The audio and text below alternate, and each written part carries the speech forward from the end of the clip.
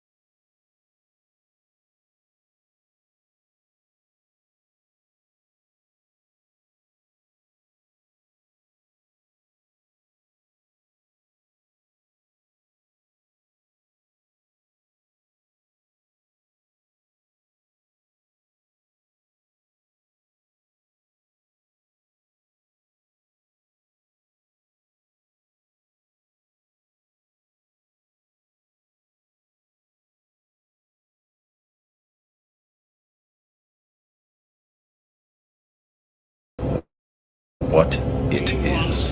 Information. Remember, Information. all I'm offering is the truth, nothing more. I am not a number. I am a free man. Thanks for taking the time to join me on my channel, Nigel's View on Things. How you doing? How you keeping? Hope everybody's safe and sound where you are.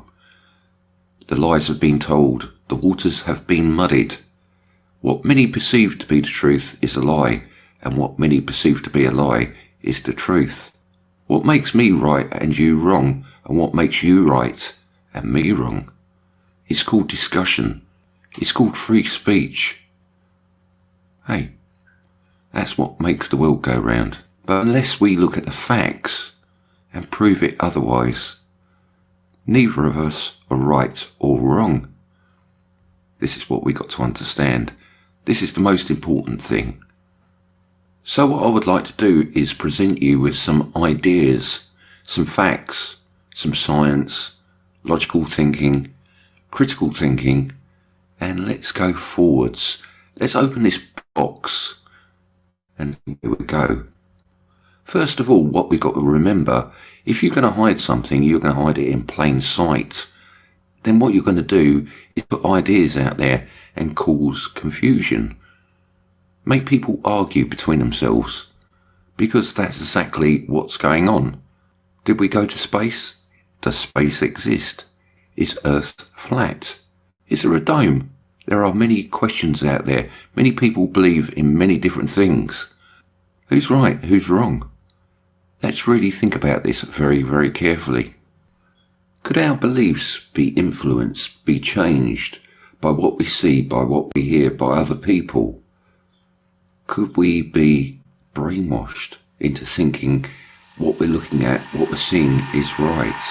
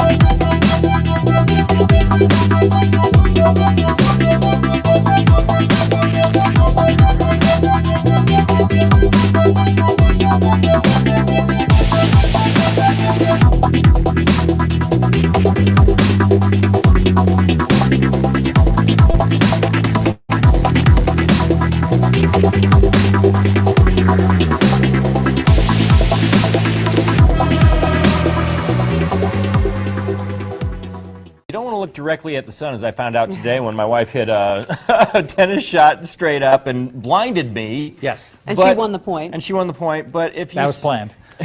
That's right. She knew what she was doing because it's pretty interesting what the sun can do, isn't it? It really can, and there's a lot going on in the sky. A lot of folks just don't look up to check it on out. But going to meteorology school, we had to do that. I had a class where I had to look up at the sky all the time and talk about ice crystals and the different things that form in the sky. Well, this is a shot that was sent in to us, and it's a great shot here, sent in by Brian Rowland. Here you see the sun in the middle, and you see this circle. Now, many times we've seen a circle around the sun. That's the what we call the halo, a 22-degree halo, the angle from us to the sun, from the sun out to us to out here. That's 22-degree angle. There's also a 46-degree angle, a halo that can form as well. These are called sundogs or perihelia, or sometimes called mock suns. So they get really bright sometimes, and people say, how come there's two suns in the sky? So that's why they will call them mock suns. But what's interesting about this, those are fairly common optical phenomena, is this right here. This is called an upper tangent arc. And I can tell by looking at this photo, the sun's a little higher in the sky, of course, with the trees here. If it was down near down to the horizon here, the arc would be much more here, but as this flattens out and lengthens, like it all has to do with the sun shining through ice crystals. These are hexagonal crystals. There's all kinds of things. In fact, this photo, here's one. All different things going on. Here's the sun rising. Here's that tangent arc we were talking about, the upper tangent arc. You see it's a little sharper here because the sun is just coming up. So this is the upper tangent arc. Everything listed in red is rather rare. Everything we just saw in that last picture is not as rare, but there's all kinds of arcs. There's one right in here. You've got the superlateral arc, the Sundex Peri arc, which is right in here. All these different things that can occur, and it's all having to do with the way and the angle that the sun is shining through those hexagonal ice crystals, or the little columns that we call them there. And I don't think I can show you. Actually, we'll show it right in here. This is what the ice crystal like. Shines through the end, we get this upper tangent arc right here. If it shines differently through it, we get all kinds of other arcs that we were looking at right here. So guys, there's lots of things that can happen in the sky. This picture is amazing, but the one we had sent in, the upper tangent arc, I don't normally see it. That's cool. That's cool. You know, I have that image burned on my retina, too, from earlier today. Thanks, Scott. Thanks, Scott. All right. And look at that. Ice crystals that form it in a certain way to produce all those patterns. That's all I've got to say. And a very, very warm welcome to everybody. Thank you very much for taking the time to pop over and say hello. Really appreciate it. And let's just get into the comments and see who's about. Let's get rid of that off the stream. There you go. Samantha, nice to see you. Daryl, thank you very much for putting over. Really appreciate it. Risey, much love, brother. House guys, thanks for turning up. Really appreciate it, brother. I Spy. Neil Benjamin, thank you very much. Anyway, let's get on with it. Enough of me talking about who's in the chat. Let me just share this. And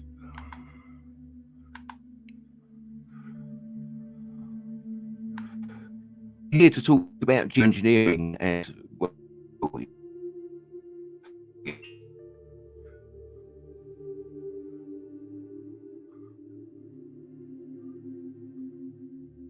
And of course, you can't hear the audio at all, can you?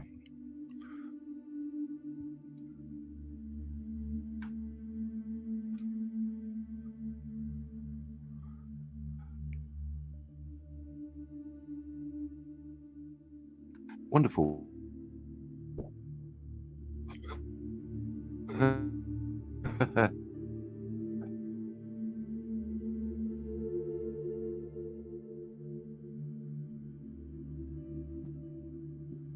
Forget that. Let's have a look.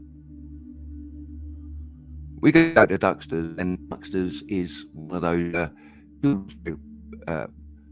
websites, Earth Science for Kids.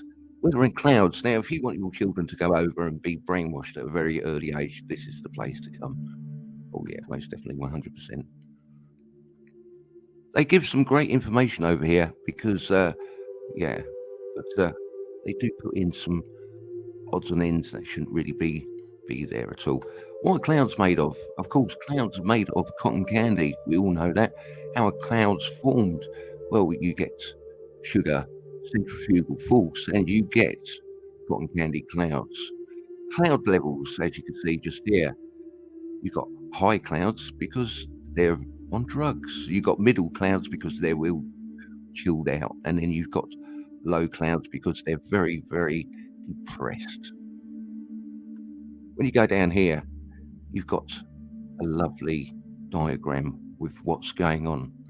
And just down here, you can see all the information that you need. It's great information. But if you look over here on the left-hand side, you've got contrails. So if we go down here and have a quick look. How do clouds float? They float very, very carefully. Interesting facts about clouds. A cloud that forms on the ground is called fog. Some clouds you see in the sky might be from airplanes. These are called contrails, really. High-level cirrus clouds travel at speeds of up to 100 miles an hour, and even though clouds float in the air, a single cumulus cloud can weigh hundreds of tons. Other planets with atmospheres have clouds, including Venus, Jupiter, and Saturn. Let's get back to this one, though. Some clouds you see in the sky might be from airplanes, and they're called contrails. Really? Let's just have a look at this.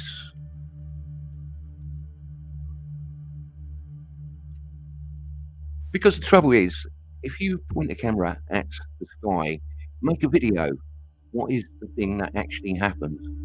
Yes, exactly. You get that context box. And why are they putting the context box there? When we know for a fact that they're doing exactly that. So if we go to NASA, we look at tracer clouds and trails. It's first used with sounding rockets flown in the 1950s. Scientific research with experiments which inject vapor trails into the upper atmosphere have greatly aided our understanding of the planet's near-space environment. These materials make visible the natural occurring flows of ionized and neutral particles, either by luminescing and at distant wavelengths, and visible infrared part of the spectrum by scattering sunlight. And you can see what they're using just down here. I mean, lithium, barium, trimethanol, aluminium. That in its own right, yeah. I mean, aluminium, yeah, that's good for you. I'm really, really sure it is. But if you come over here and have a look at this, Changing America, I'll leave the links to everything I'm talking about in the description box down below, nice and simple, where everybody can find. Climate experts say it's cheap and easy to use geoengineering. I'll start again. Climate expert says it's cheap and easy to geoengineer the weather, and results could be catastrophic. And we know that for a fact. You can see these lines if you look up in the sky, but we're told that these are contrails. If you look on Duxters, that's exactly what it says. It's surprisingly cheap and artificially change the Earth's climate according to the climate science. Gates Rickey, a climate researcher in the Scripps Institute of Oceanology, says countries might pursue geoengineering in order to combat the effects of climate change, but that consequence could be dire. Well, we all know that because we look around in the world, what's going on. But are they doing that to cover up what is really going on?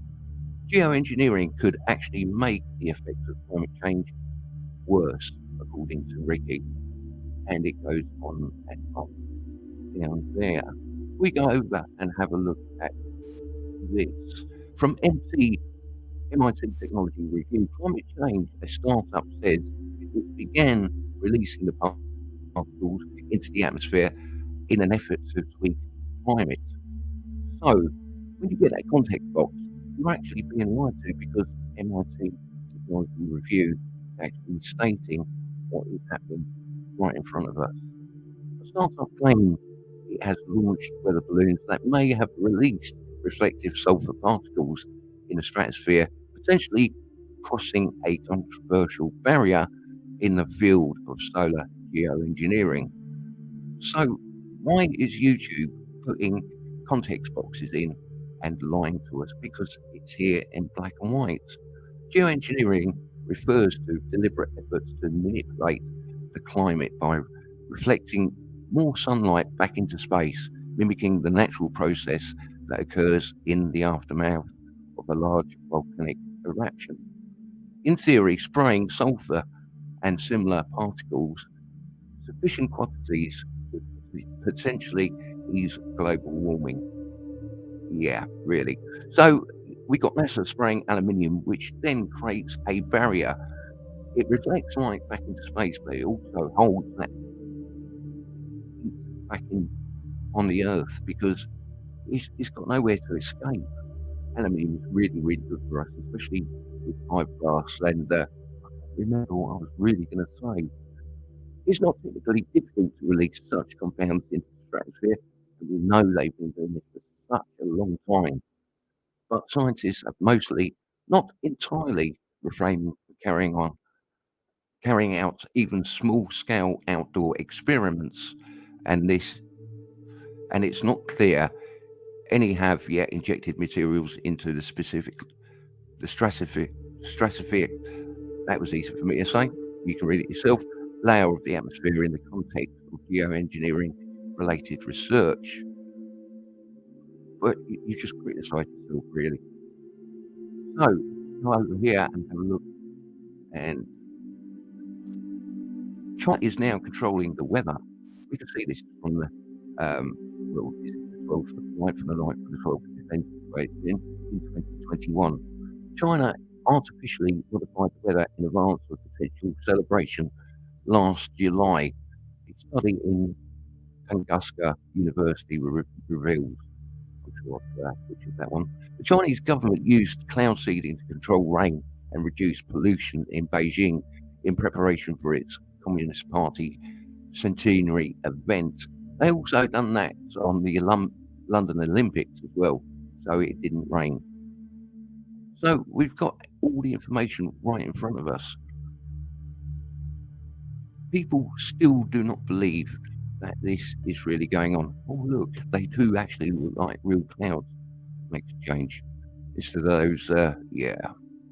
Is cloud seeding bad for the environment? I'm sure it is because they're injecting different organic materials or non-organic materials into our atmosphere, and Mother Nature is really going to, get a little bit upset about it, and is definitely going to fight back.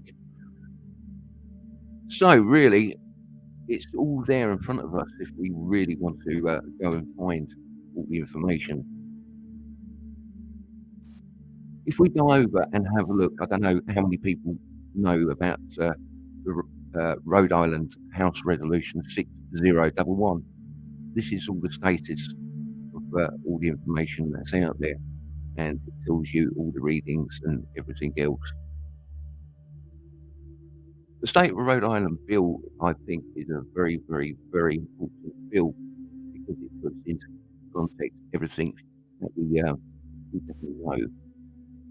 It tells us everything we definitely want to know, yeah. So it was first read in 2017. The H6011 State of Rhode Island General Assembly is the most important document ever produced and put into public domain. Relating to the health and safety of the Geoengineering Act of 2017, like I say, some of you might have actually seen this, and for me, it tells us everything we need to know about what's going on. Because the reason we know that everything in this bill is very, very important and is being to court. So if there's anything in there that it wasn't or shouldn't be in there, it wouldn't have been read.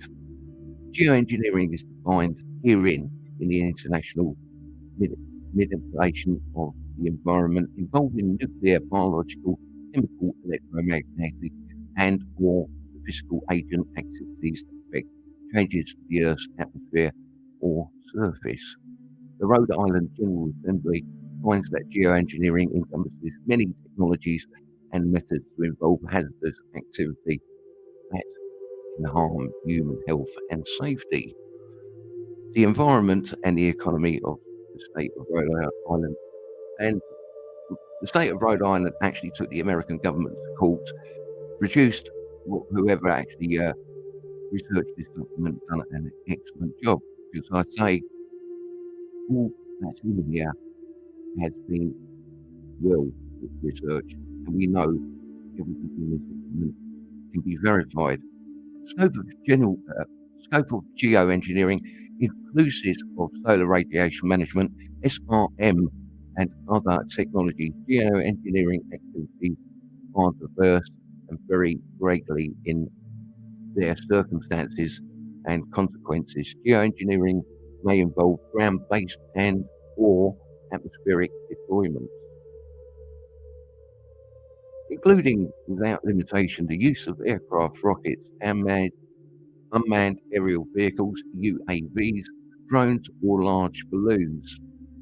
Solar radiation management, SRM, geoengineering activities require the state licensing include without limitation. Cloud cover production, aerial release of water vapor, produce man-made cloud cover. So they're actually telling us that they're actually making clouds. And cloud whitening, sea salt, and other particles or particulates injected into the clouds make the clouds more reflective. So when you're spraying aluminium, that's exactly what you're getting. If you ever look at chemtrails, that is exactly what's going on. If you look up and you get those incandescent clouds in the middle of the night, that's what we're looking at. More reflective after salt or other particles rain out over land areas actually supplies. So basically what we're doing is causing salt flare rockets fired into clouds. These rockets trigger raindrop downpours containing salt. And it continues. Space sunshades or sun shields, huge parasols or parasol-like devices reduce the amount of direct sunlight reaching the Earth's surface. And it continues and it continues. I like this one. Solar shield. I'll start again. Solar shields or atmospheric sunscreens reflective particles such as sulfur dioxide and aluminium oxide, releasing it into the atmosphere, block sunlight from reaching the Earth's surface, after which such particles rain down as pollution. So what they're doing is manipulating the weather and literally polluting the Earth as they're doing it. And how much money are they actually spending on this? Reflective space mesh mirrors, wire mesh mirrors, deployed in space and reduce the amount of direct sunlight reaching the Earth's surface over a small or large area, depending on their size. And it continues. Planetary sunshades, these largest of SRM operations, use particulates to cover over time the whole Earth, stripping the ozone layer as much as 67% or 76%, and reducing the amount of direct sunlight reaching the Earth's surface.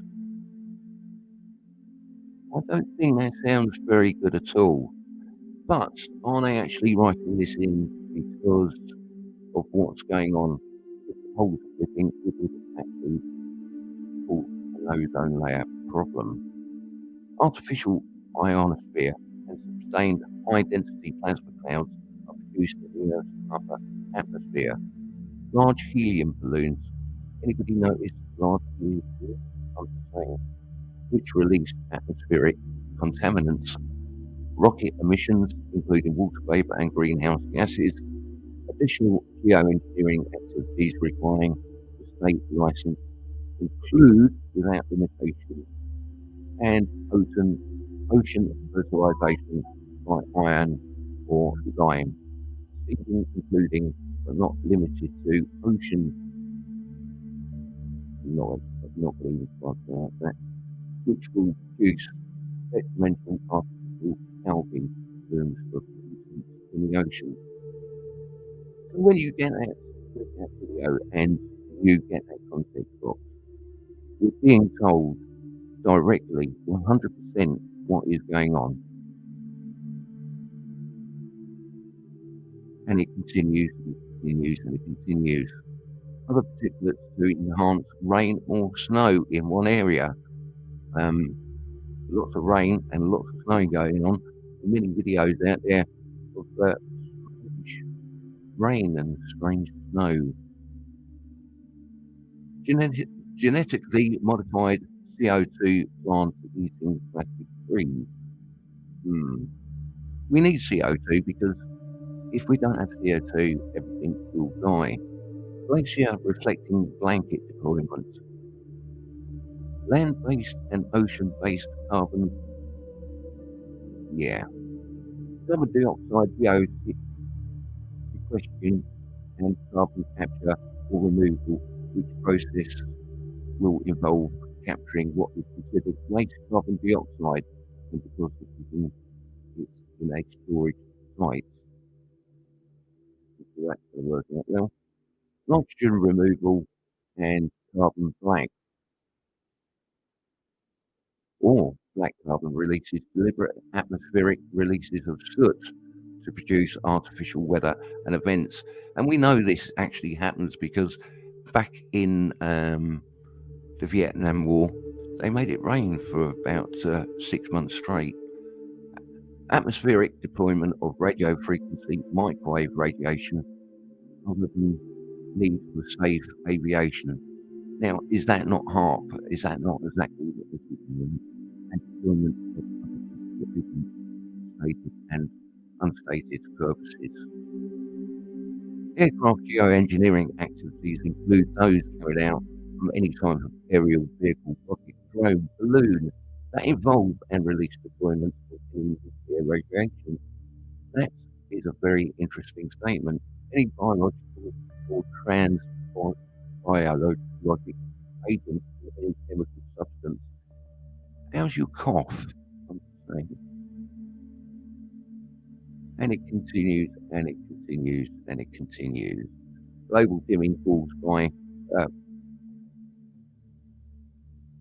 global dimming causes reduced vitamin D absorption in humans and animals, reduced photosynthesis. Many plants around the world are dying because of the heat and because we've got no sun. It's that silver grim, well, each and every single day. Changes in distribution patterns and chemical content of local rainfall, contamination of air, water and soil as particulates fall to Earth's surface. This is exactly what they're doing. Whoever researched this document knew exactly what was going on. Degradation of human, animal and plant health where people and other living organisms are exposed to falling particulates and atmospheric contaminants. How many people are getting really, really ill? There's something going on. Many people are feeling extremely ill, and it's not because you've been jabbed. It's well, that doesn't really help with it. The acceleration of biodiversity and species loss, especially the loss of endangered and threatened species, as identified under the United States Invasive Act of 1973, ESA. Each one of these species has an intrinsic value as well as a human resource value. Less direct sunlight reaching the Earth, fewer winter freezes, and that is exactly what's going on, especially in the UK. We haven't had any snow. Well, not what I would talk about snow, especially down into the Midlands. Up in the north, yeah, there'd be blankets of snow, but down here, not really. Resulting in increased molds, mildews, fungi, pest problems. Increases in acid rain flows from airborne injection and releases of sulfur and aluminium oxide, with human, animal, plant and water resources degradation therefrom. Like I said, list continues. I'll leave the link at the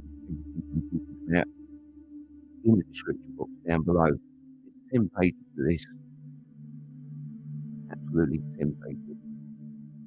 CAF means aluminium coated fiberglass particles or particulates. And why people suffering with neurological problems, that was easy to clear. So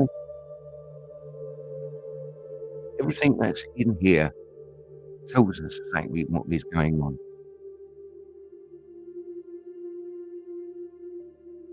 And it's happening as written just in this article. If anybody counts on saying that most of you in the chat that are listening right now know exactly what you've researched it yourselves. I mean, what you can do, if you're still in any doubts, you can go over to Geoengineering watch and this well, Dane Whittington, and yeah, he does absolutely amazing job giving you all the information you need. 660,000 weather modification patents.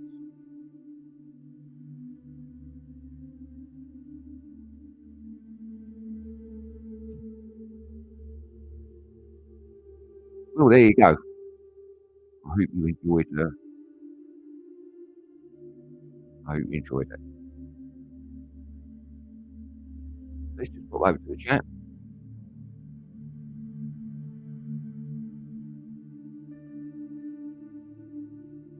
It'd be okay if we could actually read.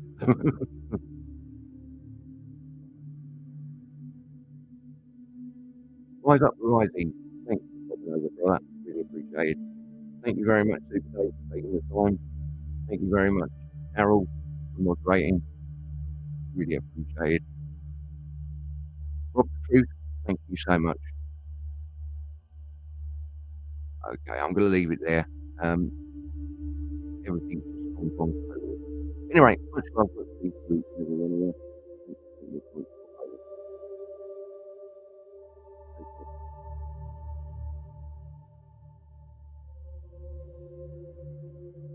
Bye.